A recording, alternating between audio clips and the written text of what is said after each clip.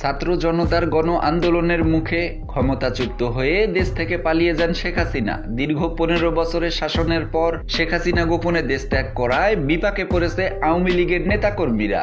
MP মন্ত্রী সহ দলটির অনেক শীর্ষ নেতা দেশ ছেড়ে পালিয়েছেন। তবে দলটির সাবেক সংসদ সদস্য মাশরাফি বিন মুর্তজা এখনো দেশেই রয়েছেন। বৈষম্য বিরোধী ছাত্র আন্দোলনের সময় নীরব ভূমিকা ছিল জাতীয় দলের সাবেক এই অধিনায়কের, যা নিয়ে তীব্র সমালোচনা হয়েছে। তিনি আওয়ামী লীগের সংসদ সদস্য হলেও সবার কাছে পরিচিতি পেয়েছিলেন দ্য ক্যাপ্টেন হিসেবে। তাই মাশরাফির নীরব থাকায় সামাজিক যোগাযোগ মাধ্যমে ক্ষোভ ঝেড়েছেন তার সমর্থকরা।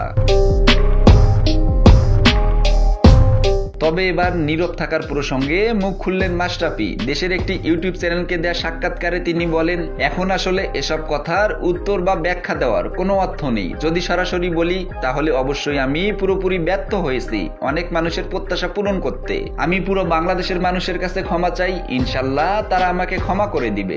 জাতীয় দলের সাবেক এই অধিনায়ক আরো বলেন, আমি কিছু করার চেষ্টা করিনি তা নয়, আমি শুধু কিছু লেখার ভাবনায় থাকতে চাইনি। চেয়েছিলাম ছাত্রদের সঙ্গে কথা বলতে, আলোচনার মাধ্যমে কিছু করা যায় কিনা সেই শুরুর দিকেই চেষ্টা করেছি, কারণ তাদের দাবি আমার কাছে যৌক্তিক মনে হয়েছে, কিন্তু সেটা করতে পারিনি। সব মিলিয়ে অবশ্যই ব্যর্থ হয়েছি আমি।